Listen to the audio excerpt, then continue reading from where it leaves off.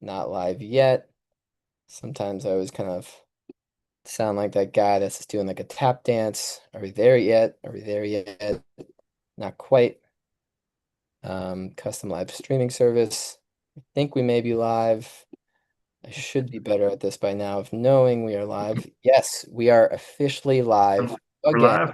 Tech Talk Tuesday, episode number 5. Oh, Five. All right, the five already. It's going that's by right. fast. Every 2 weeks comes up pretty quick. Hey, good afternoon, Tech World. Thanks for joining Tech Talk Tuesday. I'm Scott Roseberry. I'm a battalion chief with Garland Fire Department. We're outside of Dallas. I'm the chair of the International Association of Fire Chiefs Technology Council, and we're bringing you today. We got Dr. Lori Moore-Merrell and Adi Noir from Israel. Going to talk about FireDome and wildland urban interface and kind of different things in the fire service. Don't forget, if you have any questions, type them into whatever channel you're watching, whether YouTube or Facebook, and then we'll try to get those questions answered for you on air. Will, you want to introduce yourself? Oh, sure. Will Brocious, Deputy Chief of Business Services for Charlottesville Fire Department in Virginia. And what is business services? Basically, I manage the budget and tell people yes or no for money spending. Mostly yes.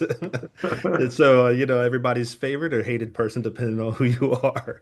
Also, as Scott mentioned, it's the fifth episode. We've been kind of doing this, and we explained it to Dr. and Adi that we've been asking for sponsors. We're going smart water today. Well, Kevin's smart firefighting. Here we All go, smart water. We've got smart people here. And right. so I figured this one would be appropriate. So waiting on the sponsor, Yep. see what Still wait. happens. Your logo could be right here for every show. I'll put it right here. I just whatever we need to do to get it done. Dr. Lori Merrell, could you kind of introduce yourself? Tell us kind of how you got to where you are and what you've been up to lately. Of course. Thanks so much, guys. It's an honor to be with you and excited about the next several minutes of conversation that we're going to have. So I'm Lori Moore-Merrell, former U.S. Fire Administrator, but before that, spent a good bit of time in the fire department in Memphis, Tennessee. That's where I started. And then recruited to the International Association of Firefighters, where I spent 26 and a half years fighting for firefighters, right? Advocating across the board for not only operational excellence, but also health and safety and their working conditions and all the things that go along with that. So always honored to talk about my time at the IAFF. And then, of course, moving from that to all things data with the International Public Safety Data Institute, which is still thriving.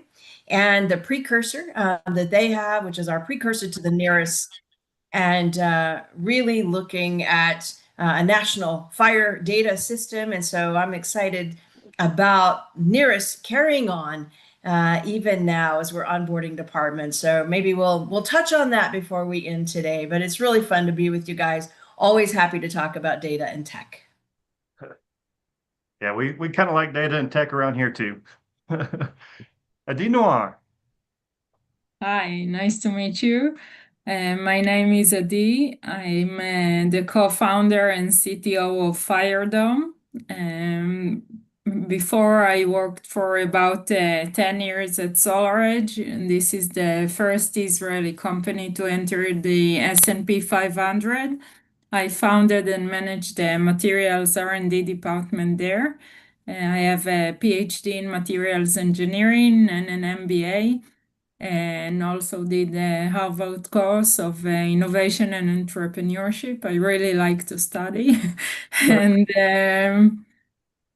I'm so excited to be here. Thanks for the invitation, and always happy to talk about tech and learn new things about fire. We're happy to have you. I have a question for you. Are you in the United States or in Israel? In Israel, now it's 9 p.m. here, so probably nobody's watching from my side live, but I hope that they will watch afterwards the recording. So, If we did it at 9 p.m., Will, you'd see me in my bed with my pillow. So yeah, it's way past my bedtime, but I'm We still hanging. we did not know that part. We apologize. No, no, But that just proves the dedication of the show. We are we're across I'm across so the globe. excited that No, And so I know we met, and excuse me for not addressing you as doctor earlier. That is awesome. Again, goes back to the whole smart water, smart people, smart water. But I know we saw your product down at TSI last year, and it was very right, impressive. And the thank you. technology you all are pushing forward. I guess, Scott, maybe we can just start by asking the doctor to Jump right tell us in. where that idea came from for FireDome.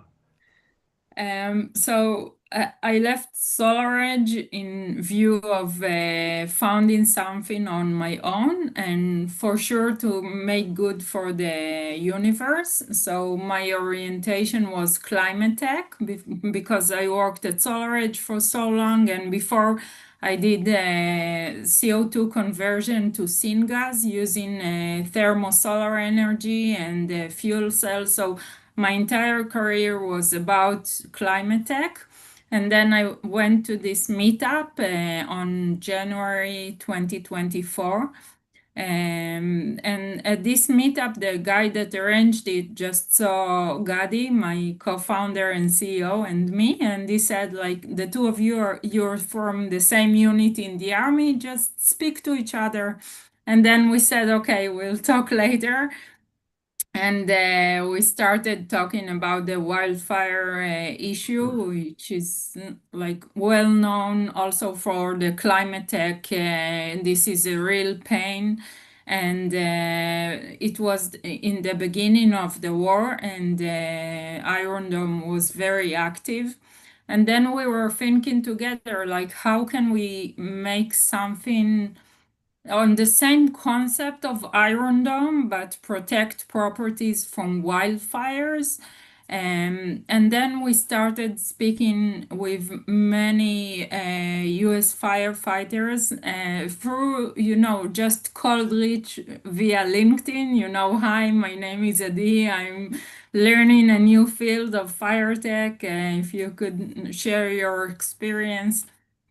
And then little by little, like layer by layer, we've learned about the challenges of spot fire and the wind and everything. And then we came up with ideas from the defense industry of how to deal with it.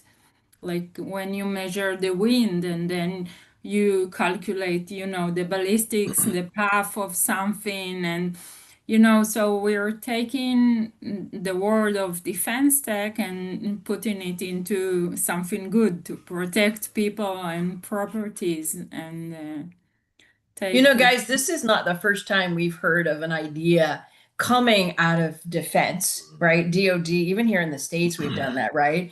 Ideas out of defense coming into the fire world. And how do we leverage them? How do we tweak them to fit our problem set? And so I'm particularly excited about this. We all know we've seen the news for years and years and years about Iron Dome and how Israel leverages Iron Dome in that protective mechanism. And so I thought, this is a brilliant idea coming forward with how do you engage fire where it is in the moment to stop it, those particular spot fires. And so that's really the case here is the spot fire. And we know how quickly, right, those things spread, and especially, and Eddie mentioned wind, and we just watched it in LA. That was a wild land fire for like 5 minutes, a spot fire perhaps, and all of that's still being investigated. But from that spot fire, we've seen it before, how quickly things can escalate. And so engaging in that moment and having something that can extinguish or suppress in that moment. And so I think that's where this is not the first time we've borrowed from DoD, right? Yeah, and so it's interesting that for those of us in American fire service or American citizens, we tend to think of wildland fire as an American or North American problem because we occasionally, hear from Canada and get their smoke, in our cities. But so this is more of a worldwide problem. Yeah, Totally. We have the entire north of the country burning, and lately next to Jerusalem. And, we have wildfires also all over the place here and everywhere, also in Europe, Portugal, and even South Korea now contacted us and asked us to come there and, all over the place. But in the US, it's like more like everything in the US is huge, you know, Well, so it also probably your just gets more wildfires. it probably gets more publicity here in the U.S. too than other foreign countries too. Yeah, I think to me the thing, and Dr. Lori mentioned a little bit, borrowing from DoD is one thing, but just looking at other tech spaces, period, across the whole spectrum, right? And the fire service, y'all know how firefighters are, right? We can be very closed off sometimes and kind of want to do our own thing and stay here, but this is a prime example of let's look at what other folks are doing. Can we see what they're doing, and can we bring it back to the fire service? And even locally, we talk tech. How many times do we hear firefighters say, "Well, I don't have GIS, I don't have mapping." Well, yeah, you may not at your fire department, but using that same thought process, reach out to the sewer department, the water department, the state wildlife department. There's other people that are using the same tools that we need, and find a way to collaborate. But talking about that collaboration and finding those other ideas, Dr. Lori, is there any specific tech right now besides what the good doctor's doing over in Israel and bringing it over here? Is there anything else out there that has you excited? Oh, wow. That is a loaded question, Will, because we could really queue up. There's a lot of tech that we could queue up for tech talks from now until, the end of the year, because there's so much going on in this space. We have gotten some brilliant minds working the wildfire problem, and it's working the wildfire problem in every different landscape. And I know if you've ever heard me talk about wildfire, I keep saying, don't say wildland fire unless you're just talking about a vegetative fire, because that really gets us in trouble. And so looking at tech that can address the wild land fire issue, right? And FireDome is one of those. It really does look at, what's happening in the wildland, that vegetative space, maybe not exclusively wildland, maybe it's intermix, or maybe it's an interface area, right? And so the tech that's coming to bear in each of these landscapes, all the way to communities in these urban conflagrations that we're seeing. So there are some others. BurnBot is another one that is really impressive. This is putting fire on the land, reducing fuel, and they are literally taking and burning prescribed fires and extinguishing them all in one fell swoop with robotics. It's amazing. So if you're not familiar with BurnBot, that's one we need to see. Another one from the detection side, N5 sensors, Pano AI. I mean, one's camera, one is an AI-enabled sniffing sensor. There's no one solution that's going to solve this. We need all of this tech. This is a big enough problem that it's like, okay, smart people, bring what you got, because it's all going to fit somewhere. And it has a purpose in the landscape and in the issue. So those are a couple that I will mention to you that I find particularly well equipped to move forward and really looking at that. One other that I will tell you about quickly is what we saw, and I think we're going to get some really good reports on this one, and that is exterior fire sprinklers. You guys know for years we've been fighting the fight for interior sprinklers, right? Residential sprinklers, commercial. Yeah. And so this one, particularly in the Palisades, there were some homes there that had installed exterior wildfire or exterior fire sprinklers, just like interior, just on the outside. And apparently they worked. We've gotten some really good cases. So we're going to see in the report if this is something that really has some real potential here as we continue that investigation around the LA fires. But Frontline Safety is the company that does these exterior sprinklers. And I think we may have some good use case there. So those are a few. I like that. I may check that one I mean, out. especially as U.S. Fire Administrator, and the kind of the recent attack on building codes, fire codes that took us 200 years to get to where we are, and now there seems to be an attack on lessening them. You see pushback on like that being an ordinance for exterior sprinklers. Oh, you would think, right? Yeah. And I think that this is something we'll see if we can. And I think it's going to take us, guys, a step-by-step process to enable the tech, right? There's not, as we said, one size fits all solutions here, but we've got to do this in collaboration with what we already know, like the zone 0 that we're talking about, which is 5 feet. We're really trying to petition the governors in every Western state. Let's go 10 feet. Can we get 10 feet, right? Not 5. And we really want to push it out in stages to 30 feet, right? With no combustibles and minimum vegetation to the home. And so really trying to, walk us through, and I say spoon feed a lot of times because you guys know what that means, but really trying to spoon feed people to take deliberate action on their own property. There's not enough firefighters in this nation to deal with this issue that we've got in front of us and the threats. And this is just, I mean, wildfire certainly is a big one, but how many other threats do we have in the all hazard space? And so, as much as we in the fire service want to focus on this is not all we've got to deal with. So we are going to need the help from tech. We're going to need these new tools that can be used by firefighters, that can be used by homeowners, that can be used by the community in different capacities. So there's a lot, I think, in this space. And Scott, I'm listening to Dr. Lori, and I'm still stuck on something you said at the very beginning about your time in Memphis, and I had no idea.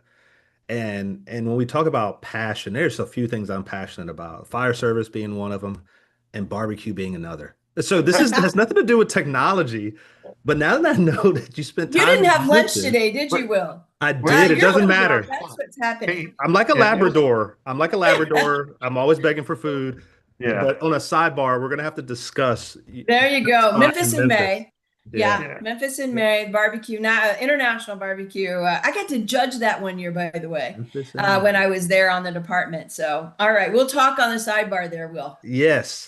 And I think he's trying to stir the pot between Texas barbecue and Memphis barbecue. I would There's never only do one type that. of barbecue in this country, and it's Texas barbecue. So Oh, I I like it don't all. know. In Texas, I really like the meat there. She like Texas? Okay, there we go. But I've never been to Memphis, so I cannot judge. There you There go. you go. Well, we Good have our Graduation roll time. there, Going back to Ozzy. Texas. Next road trip. So, Dr. Adi, I know you attended TSI this past Yeah. one, and great presentation, by the way. What was some of the takeaways for those? So we're planning our next one. That was your first, correct? Yes, So yeah. so just tell us what'd you think, right? Maybe it helps So some people make a decision today. I think the best, I will call it gift from TSI is right here with us, Dr. Lori. She joined our advisory board, and this is the first time that I got to know her. Like, of course, I knew her from podcasts and LinkedIn and everywhere, you know. And then when I met her, she received an award during the TSI, you probably all remember, for her work. And then I saw like she's really like boots on the ground, really, you know, hands-on. And I saw the admiration of the fire chiefs and the fire tech community towards her and her knowledge and her experience. And this is how we got to know Dr. Lori, and she joined our advisory board, and we're super lucky to have her.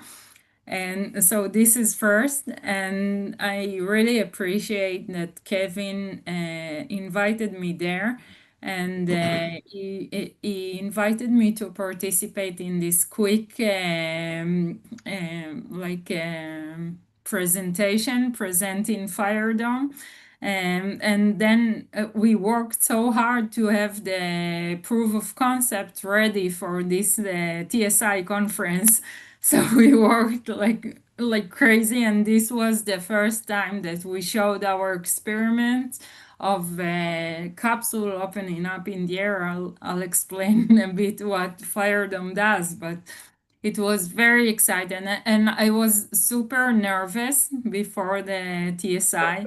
And then once I got to join, and I had some great conversations with fire chiefs and fire tech experts and everyone, and got to know the great companies, because I really can relate to what Dr. Lori said before. There is no silver bullet. Yeah. Like, we need to combine everything together and to work together with different solutions on the same issue, because it's such a challenging topic that there is no one technology going for everything. Yeah, I love how you mentioned the networking, right? So like where Yeah. else realistically could you have traveled to build that network that fast in one room, right? And so that's something we want people to realize that we offer at TSI. Come network, find a mentor or become a mentor to somebody and let's work together to really, figure this stuff out. But we have a question. Scott, do you want to take it or you want me to read Yeah, it? yeah, it's a pretty good question too. So there seems to be a big fascination with AI fire detection, and it's a lot of potential there too. But the best solution is often preventing the fire from even happening. How do we balance investing into new tech and also investing in proactive CRR efforts that reduce the fire risk? Because I mean, like we only have so many funds. It's very limited on our funding to do this, so we have to prioritize which one's more important. What do you think is more important? How would you balance that out? Well, Dee, I'll take that first while you are dwelling on that. Yes, to the asker of the question, 100%. We have to have the balance. And I think the best fire is the fire that doesn't happen. And you're spot on with that. That's from not only a property loss perspective, but it's also about firefighter injury and death and exposure, right? So it's not that immediate, it's that long-term exposure that we're getting. So we want these fires not to happen. And so I think the CRR piece of this, and just to keep it in the tech realm, there is an AI, again, enabled CRR software called Fireside. If you guys haven't heard of Fireside, or maybe you have, that is in that space. And so that's what I'm saying. We've got so many of these really smart people bringing solutions in every stage. So yes, CRR, let's build resilience. Let's harden the homes. Fireside can tell you what to do around your property. It helps you understand. It also can help pave the way to insurance if you're having those insurance challenges, right? And so this is around that CRR and home hardening space. Let's have, I mean, wouldn't it be great if we had communities that, yes, we've got wildland, you have wildland fires. Sometimes they're necessary for the perpetuation of the vegetation. When they approach the interface, however, when they get there, if there's nothing to burn, how about that? Everything is fire resistant. That's the kind of way we want to build. And so having that understanding, then that community is now insurable. That mortgage can be insured because that home is fire resistant. And so these are the ideas. And it's going to take a mix of all of this, because it would be wonderful if we could move people and their behavior and their choices to choose community risk reduction, right? We can't move behavior of people in that way. That would be wonderful. That's the dream, right? So we must have detection. We must have suppression capability. We must respond, but we don't want to stay in response mode. That's where we are right now. It's incredibly expensive. It's incredibly expensive, not just in the response, but the recovery, and then trying to build resilience and the frustration. And it's not just economics, but it's the impact on lives. And so this is where we want to be. But because we don't move everything in one fell swoop, we must address it in all of these phases and try then to get the momentum to move us toward the no fire in the future, at least in our communities. So we need to stay left of bang. I like how you kind of talk about the exposure too, because I would say, well, every fire we prevent was one less exposure to cancer we had. That's right. Scotty, 100% would you right. say FireDome's more on the prevention or the attack of fire?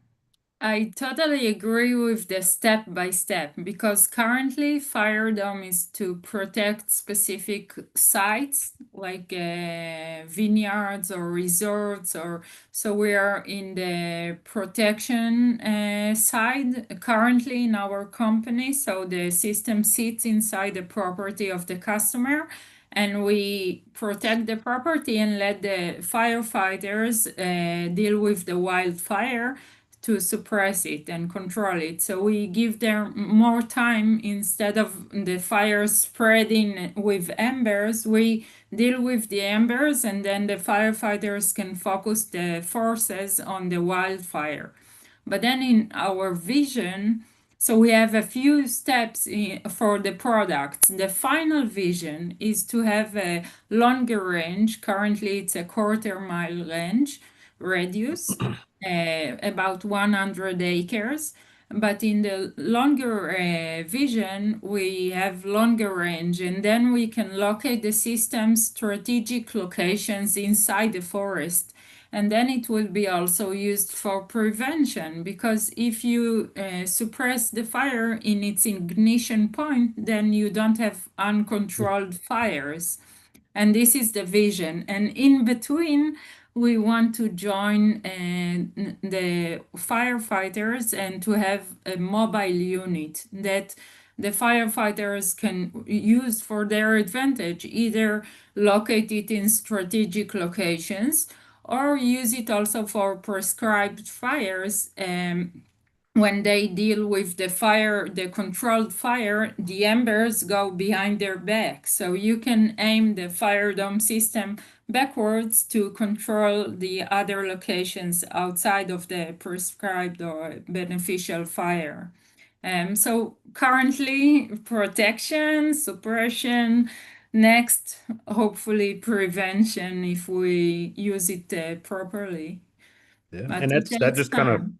takes the whole circle of the CRR. We talk about the 5 E's of risk reduction, but I'm thinking, Kevin, and maybe when we go to repost this, is we put a link to FireDome because describing it and seeing a visual of it are two different things, folks. I'm telling you, the presentation that we saw, of course, most of us, I know in my age range, are familiar with the Iron Dome, and we hear it being talked about on the news. But you think of this dome that's protecting, against missiles, but this is a fire dome protecting you against the wildfires coming in.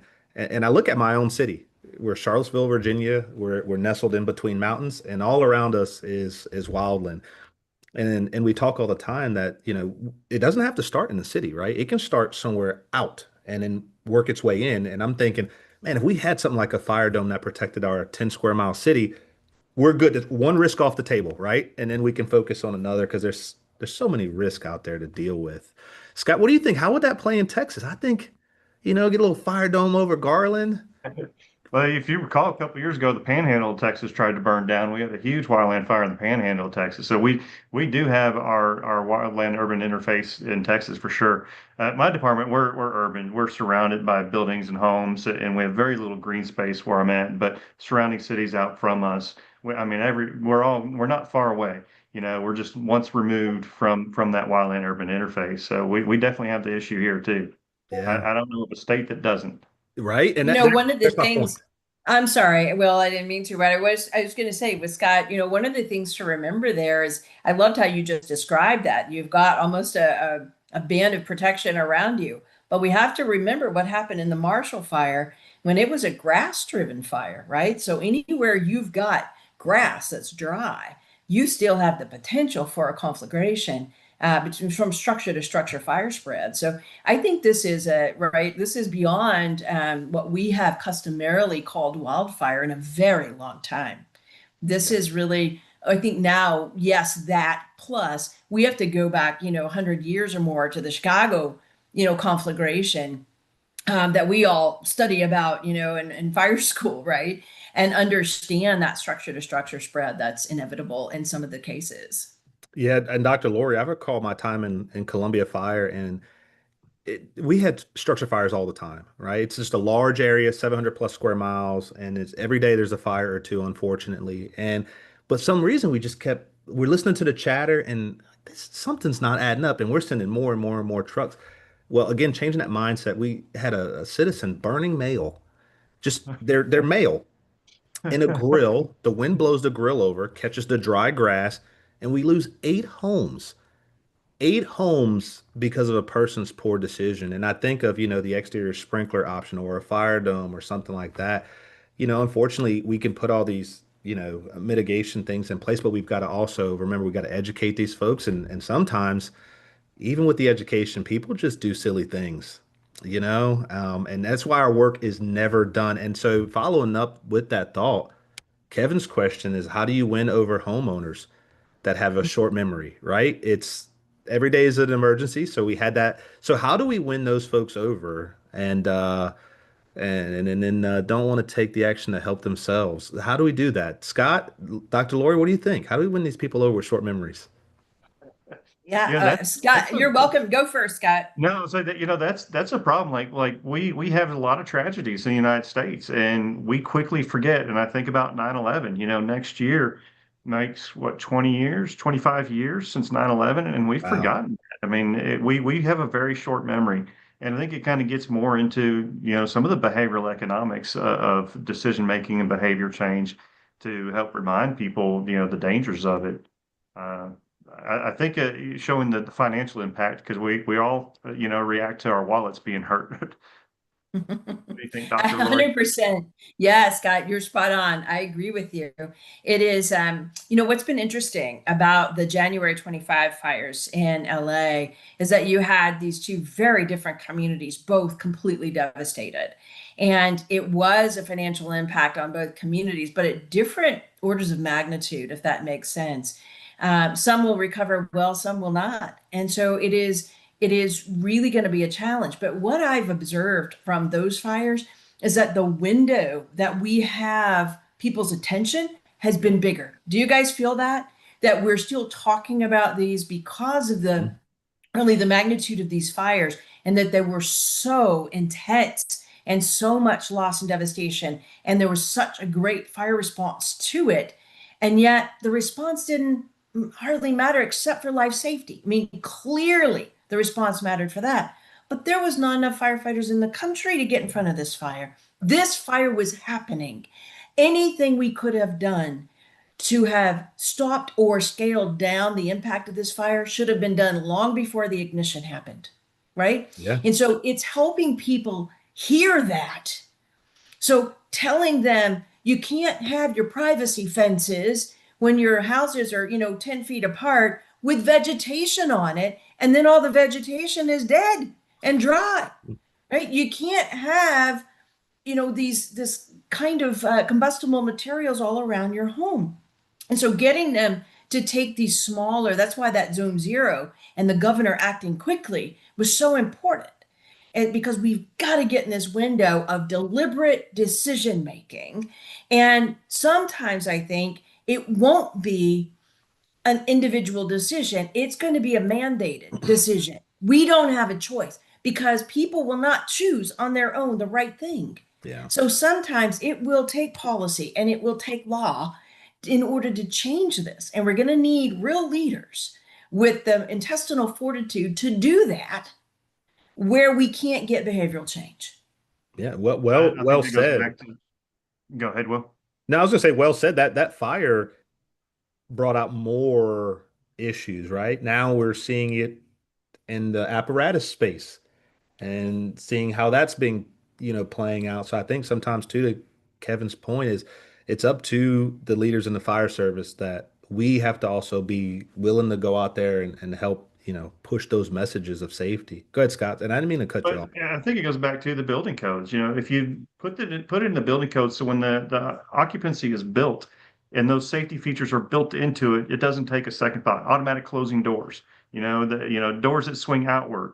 Those were all fire safety, codes that were put in there, but it doesn't take a second thought after it's built in. After it's built, now it takes thought and it takes money and time and effort, and that's where you get that resistance. So if we do it perfect time in California when they rebuild, make those building codes and ordinances so that when they do rebuild, they have to put the spaces in between the house and have to get rid of the privacy fences. Yeah. And then I absolutely concur. it just becomes normal life. And Absolutely. I see Dr. Adi down there nodding. So, Yeah. this is only an American problem, right? Surely they don't have these No, issues no. across the globe, right? I also was thinking like a few weeks ago, I went to my daughter's class. My younger daughter, she's at fourth grade, and I taught them about FireDome and I taught them fire safety. So they don't have like much wild land. But I asked them like, where do you charge your your electric bicycles? Because there were some incidents of batteries burning to flames and then killing the people if they are asleep next to it. And then the kids, they said, my dad charges there, my mom. And then they explained to me that it's dangerous. And I was amazed, like how they are so responsible. And they tell their parents, like, you should charge your bikes elsewhere or outside in the porch. And So I think that there is no too early stage to age to teach kids this, and then they would take the responsibility and tell their parents, you know, the fence is dry, let's cut it, it's dangerous. And because people like kids are so smart and so focused. I was amazed about the questions, and so I think Yep. that's brilliant, guys. This is why we still go to schools, right? Because kids can get their parents to take action, and it's just so practical. We cannot lose that piece of the fire service and the importance of that. And unfortunately, that's when we get in budget situations, that's what we cut, isn't it? And so really focusing in on the importance of CRR. And I love what Adi said about their, you know, they are so young and they just absorb this and share it again and again. And now you've got them as they grow up. Hopefully we stay on that. You know, Right one now, of the things, oh, I'm sorry, go ahead, no, go Will. ahead. Go ahead, Dr. I was Rose. just going to say one of the other levers that I think is going to come into play with this conversation is insurance. I think that the insurance industry is really going to have levers they can pull. And they need to, I hope, use it responsibly, not just walk away, but say, if you do this, and this, then we will insure you, right? They're going to calculate risk for the neighborhoods. I hope that we're going to see HOAs. We're seeing a few step up and say, okay, everybody in the HOA decision, this is going to have to happen in every home in this homeowners association. And so I think we're going to see some, I wouldn't say unusual players, but players that are not typically in this conversation, right? Stepping up and taking some action. But insurance, we're really hopeful that we can teach them, we can give them tools that they roll out and get the behavioral changes in order to get the product. The HOA is a good point, especially in Texas. HOAs are very powerful, and that might be a way when you don't have the building codes or the insurance, if the HOAs take the initiative to force you to make those changes, because it's amazing how much power they have in Texas, and I know in a lot of other states.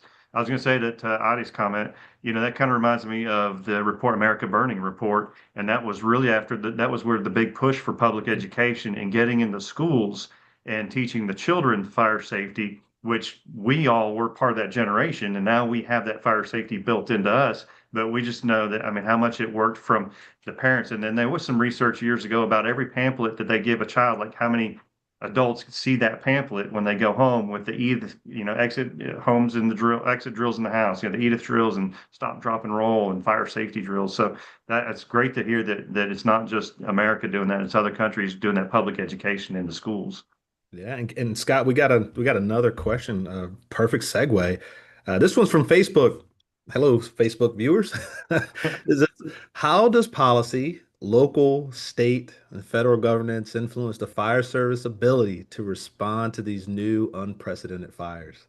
Seems this needs to be a top priority. Yeah, we agree. We do agree that it should be a top That priority. seems like a political question. Yeah, if only there was somebody in the room. Well, there's 100% yeah, influence here. So we certainly have to talk about the local, state, fed right now. And I think part of the conversation that is happening all over, and I will just tell you the conversations that I've had today in this space, and we're going to stay non-political here, Scott, so don't worry. But I just want to tell you what is actually happening. Today, I got a text just about 2 hours ago from a good friend, and it was the U.S. Forest Service budget for 2026. And they've literally zeroed out any kind of fuels management response. And I'm like, okay, what's going on? So I started making a few phone calls and find out that perhaps that money is over in Interior. Maybe they're working on some sort of a, you know, an amalgamation, for lack of a better term. Is there something going on at the federal level that we may get some movement and an alignment of resources? I think the answer to that is yes. In fact, many of the viewers may have heard there's likely to be, we don't know for sure, but we're still expecting an executive order to come out on wildfire, giving some direction about the alignment of wildfire resources. We know that there is a pending legislation. The House has already passed it. The Senate has their version. They're working through hearings, and hopefully by the end of June, we're going to see the Fix Our Forest Act come out. But I will tell you in the Senate version that there is a huge addition around communities. The House version had nothing. The Senate has added everything we've been talking about, from enabling technology to the proper CRR, right? All of these things that we've literally been talking about for the last 40 minutes or so is in this bill. And so it really gives us some authorities to exercise some of this, the CRR space, the detection, the suppression. It recognizes technology. And so that act moving forward would really be fantastic. So Fix Our Forest, really everybody, support that. We also have another bill that is pending that's been introduced by Senator Schiff and Senator Sheehy, which is bipartisan. Okay, so everybody take that note. And this is called the Firewall Act. And this Firewall Act really perpetuates one of the recommendations that was in the Wildfire Commission report from that I helped co-chair. And that commission report said, how about if we do tax credits for home hardening? We've just been talking about that. So is this another opportunity that if I say to you, okay, you have a home that needs to be hardened, I'm going to give you tax credits for you to put in, fire resistant roofing, to change your windows, put mesh across your vents, clear zone 0, right? All of these things, then you get a tax rebate or a tax credit. Would that make you move? Right. So we're starting to see some legislation that aligns with a lot of the things that we're talking about. So those are things to watch. And if you are in a position to support them, these are things that have been practically written with good input from the fire service community and the wildfire service community along the way. So that's what I'll say about the federal level. That's going to enable some movement, I believe, at the state, and then some movement again at our local levels. And I think last episode we focused with one of our city managers, and he mentioned about bringing city management down and getting them involved at the fire station level and showing them the trucks and involving them. And I think it's tougher at the state and the federal level for us to maybe reach out and grab somebody, but it can be a lot easier locally. Invite your mayor, your council members down to the station. Show them the trucks, show them the tools, have those, conversations about, hey, look, this is what we need to do. This is how we need to work together for the betterment and safety of the community, and then reward them when they take actions with the pictures and so on. And Dr. Adi, I'm sure, again, this is probably just an American problem. Surely you all don't have to worry about the politics on your side of the world, huh? I'm not too involved in the politics There here you as well, so There you go. I'm But not sure. I just know that the local firefighters are really friendly, and they're like they said, Dr. Laurie, you're familiar with Lior, so he said, and all the other who are responsible for the research and technology in our firefighters. They said, whatever we can help you, just let us know. We're here for you. And they're super excited about our coming demonstration here. So really, they're been very supportive. so it sounds like they're More about excited. the politics. Yep, that's right. They're excited. I think the viewers probably are excited. So, there any potential dates for U.S. rollout of the FireDome? So in Israel, we're going to have the demonstration of the full-scale system here in Israel, in the first agriculture school in Israel. It was built in 1860, really. So they are having us there to build our first full-scale system, and it will be early fall. And then in 2026, we will ship the system to the US, and we'll demonstrate it there as well. But of course, if you want to have the first pick, you're always welcome to come to Israel and Road trip. we'll be happy to have you and everyone else really So excited to have visitors from abroad. Hopefully it will be quiet and airplanes will come. There you go. Yeah, Well, if can we there's fit that food into the there, budget? I'm on the way. As long as there's food, we'll be there. Yeah, there will be Great food. food. I'm not responsible Yeah. for the food, so there will be great food. I just want to know if we can fit that into the budget, Kevin. Yeah, Jeff, if you're listening, we should talk to Dr. For Laura. those Anything you we can don't have help a with the budget. board. I The may demo, have- that's I may right. know a We want guy. swag. Kevin, I'm just saying Tech Talk Tuesday from Israel would be really cool. Just throwing it out there. Yeah. So, Dr. Laura, what's next, right? You are not the kind of person to sit idle. We all know that, right? So, what's next? What's the next move? Wow. Well, as you can see, I'm working with several tech companies trying to keep them in reality, right? I mean, they've got great minds, but not everybody, they're bringing great minds to solutions that they see, but not all of them understand the complete complexity of what's at hand here. And so that's why trying to advise some of these tech companies is really important to me, because I think we're going to need them. The fire service is going to need tech. And let me assure you, if anybody's going, oh, we got new tech, we can get rid of firefighters. No, that is not what is happening. These are tools for the fire service, right? These are tools to help not only keep you safe, but what we said, reduce your exposure. And so all of that. So I want to be really, really clear that any tech we're talking about is to supplement and add to and really bolster your overall capability. Do I think that a lot of the tech, and I'm taking a tangent from your question, Will, just for a second, but do I think that some of the tech is going to cause us in the fire service to have to learn some new skills? Absolutely. Is AI going to change the way we respond and fight fire? I'm going to tell you yes. And we're going to start to look at how, and I think this is something that maybe even your council takes up, is how do we move the fire service into learning AI and understanding how it makes what we do better and faster and more efficient? Because our operations, the three criteria that should always drive our operations is safe, efficient, and effective, right? Mhm. We always want to operate in that space. Well, if we can make our efficiency and effectiveness better, right, with technology, particularly AI, why wouldn't we want to do that? Because ultimately that affects our safety, right?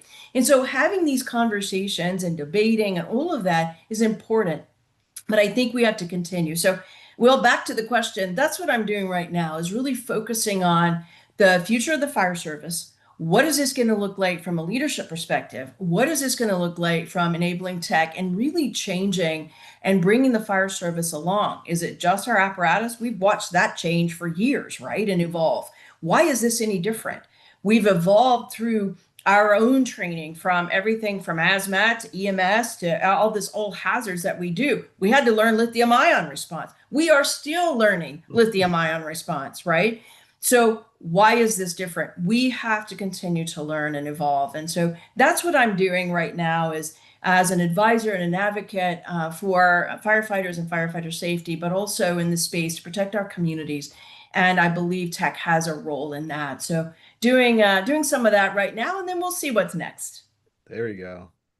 Oh yeah, you're talking about AI. After this, I'm fortunate enough, I'm going to head over to Fort Worth, and then tomorrow morning I get to talk to a bunch of Texas fire chiefs and tell them talk about technology.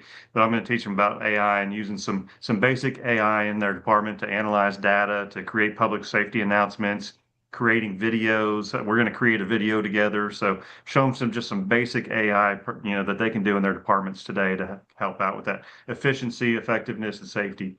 I love it. Yeah, we've got about 12 minutes left. Let's kind of switch gears a little bit. I remember meeting you back in 2022 at the first TSI, and you got up on stage and you talked about this wild brain idea. I think you called it NEARIS, and you said by 2025 it was going to be in implementation phase, and I was like, "There's not a chance." And I have to admit, and my wife will tell you too, it's the first time I was ever wrong on anything. You got it done. And so, one, congratulations. But can you kind of tell us about NEARIS and where did the idea come from, and where are we at today? Wow. Well, thank you for that admission. That was very bold. And I must say, delivered humbly, that was excellent, Scott. So, yeah, I tell you, when I went into the U.S. Fire Administrator position truly with one mission, and that was to change the national data system. That was the goal. Now, we got a lot of other things done when I got there and saw the opportunity and the really void. That needed to be filled, the gaps that the USFA had really left the fire service in and for many years. And I said, we've got to fix this. And so that we got a lot done, I think, in the time that we were there. But the main issue was NEARIS and that national fire data system. I had worked with fire data for over 20 years, trying to pull something as a researcher, trying to pull out intelligence, right? And really advise around operations. You guys know we've done the staffing studies. We looked at crew size, we looked at high rise, we looked at residential, all those fireground studies that were done. And the reason we had to go to the field experiments is because we had zero operational data in the old legacy INFIRS system. And so it was never designed for that. And so it wasn't surprising that it had none of that. And it had become so overwhelming that the data that firefighters put in, and you're both guilty, and as am I, of putting in really bad data just so the screen doesn't turn red, right? Just click that and it won't go or open up another window. Everybody does that. And so across the board, our data were so bad that even though we don't even know what the fire problem is in our nation, we couldn't answer questions to Congress about lithium-ion battery fires. I had no data. Some of you put it in hazmat, some put it in electrical fire, some put it in vehicle fire. We had no data. And so these were just a few, I could go on for hours, you guys know that, about the issues with the data. And so I know my voice goes up too, by the way, when I'm talking about this, because just so if you guys are already thinking that, the dogs will be able to, they'll run out of the room soon. So I am talking about the NEARIS piece. This had to get done. And so trying to identify the how was the challenge. So I started with just asking questions and asking for help. Sometimes when you don't know what else to do, you can't go in and just lead over people because you don't know what you're doing. So acting in a humble nature, I started, will you help me? Will you help me? And getting inside FEMA and Homeland Security. And then I tell you, it was divine intervention a lot of the way because people were just put in my path. I actually was sat at a dinner with the CIO of Homeland Security.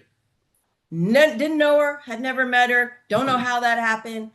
But when I met her, that was she was the last one who had to sign off on NEARIS. I met her in the first year I was there. So we formed this relationship and I had to work all of it to get to her, by the way. And so we started working it, found a vehicle at DHS, not procurement. It would have never gotten done to try to build this inside government. And so I had to say, we're going to build this outside government. I knew we were going to do that from the beginning. I just needed to figure out how. And so working with science and technology at Homeland Security, they had a vehicle that enabled us to announce. We had then people put in bids to build what we said we wanted built in the statement of work. FSRI, you guys know they were awarded that contract from DHS Science and Technology, and they began the build. And so that's how we moved through this. And I knew if there was anybody who could pull it off, I was so happy to see them get the contract because I knew and I trusted they would pull it off. And we all know Steve Kerber and his team, and that is who has pulled it off. They have built a system in record time. And I kept saying things, you guys heard it. I kept saying things publicly that it was like, okay, if I said it, now they're mandated to do it. And so they would you please stop saying things, right? And so that's how we got a lot of the movement. It was, I would say it publicly and then they'd have to perform. So Steve will, maybe you'll have him on to talk about it sometime, but that's how we move, Scott. And it was, a lot of miracles. I'm going to be very honest, a lot of miracles along the way, and just really blessed to be where we were when I had to leave on January 20, that the contracts were in place and that this was seen, by the way, by the new administration as a public-private partnership, which was check, good, and something that was efficient. I can tell you, I won't give you the number, but this was built with not a lot of money, and check, efficient. So things have happened along the way to enable it. And now we are onboarding, and I still say we because it's still kind of my baby, onboarding departments across the nation. And so if your department, if you're listening and you're not onboarded, please get in the queue. It's wide open now, and we need every department on by the end of the year. And I think our NEARIS I'm Advisors sorry, Group just announced another FEMA region that just went live. So I mean, if you have a call, you go ahead and take it.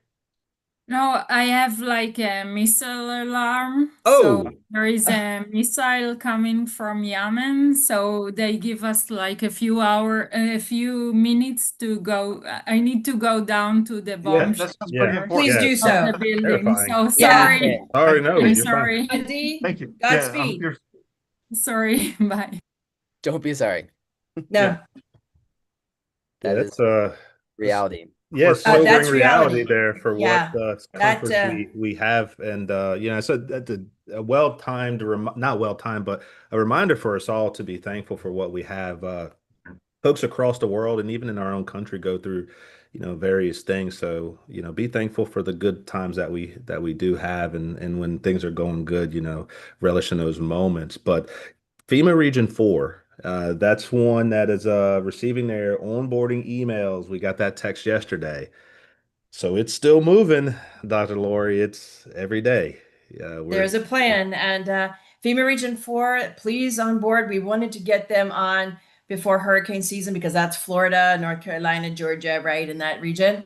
And so we're hoping before the hurricanes actually start that we can get them onboarded. So they've got good live data, the departments that are going to be first on the ground. And so that's why they're coming now. But that doesn't mean, let me just be really clear, just because we're going by regions, that's the focus of NEARIS right now and what they're hitting and marketing. But it doesn't mean that if you're in Texas or California or Montana that you can't onboard now. You can. It is totally open to anyone wanting to onboard.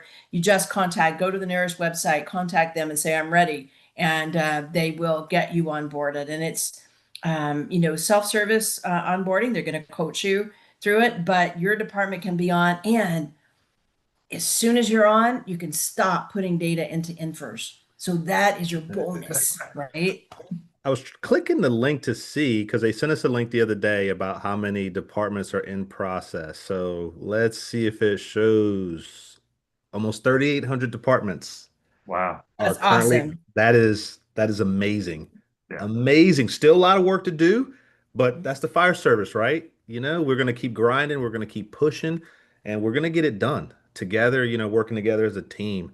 But thank you for all your work. Recently, we had Tom and Rebecca, and we got to kind of hear some of, what they saw on their end of it. And then when you put everything together, I think in maybe next year, there needs to be another, round table where all of you sit at one table and just kind of look at where we're at now. Look at all the hard work that went into where we're at. And then you know what? When we're all onboarded by next year, we're not done.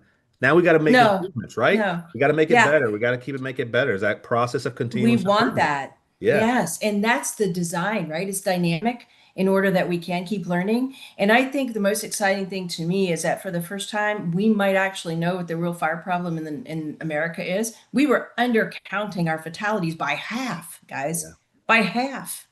And that's what USFA was reporting. And so what else have we missed, right? Because we didn't have the data. And Scott, you talked about AI dashboards. Yes, teach the chiefs that, but also set the stage that NEARIS is going to have that already for them, right? It's going to be there, your algorithms. And if you think of an idea and you're like, oh, I want NEARIS to do this, and can you make it do that? Well, you let the NEARIS team know, they do it. And then whatever it was you wanted, everybody gets it, has that capability, right? So once an algorithm is written, the whole system will get it. So we want those ideas fed from brilliant people like you guys who are really thinking of, oh, I really need it to do, I need to have the data manipulated and done like, in this algorithm. Yes, but then everybody shares it. Yeah. Yeah. Yeah, and one of the things I'm looking forward to, and we talked about this at TSI, was, the number of fires, structure fires is on the decline. It decreases every year, but the number of civilian fire deaths has remained relatively constant. And I was going by USFA numbers, it's about 3,000 a year. And you said that that's underreported as well. That is underreported. The way we did that, Dr. Denise Smith, who I brought into USFA, who is now unfortunately left under circumstances, but Denise said, we're doing this all wrong. And she's the one that really found that and went and looked at death certificate data and compared it. And that's where we found we were undercounting Wow. by Wow. almost 50%. So Wow. it was, I think it was 42%. It was unbelievable. I'm like, you've got to be kidding me. Nope.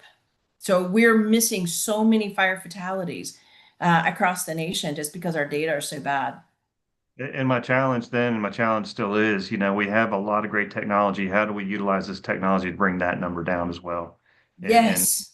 that data is going to help us, but we've got to figure out how to bring that number down. Yeah.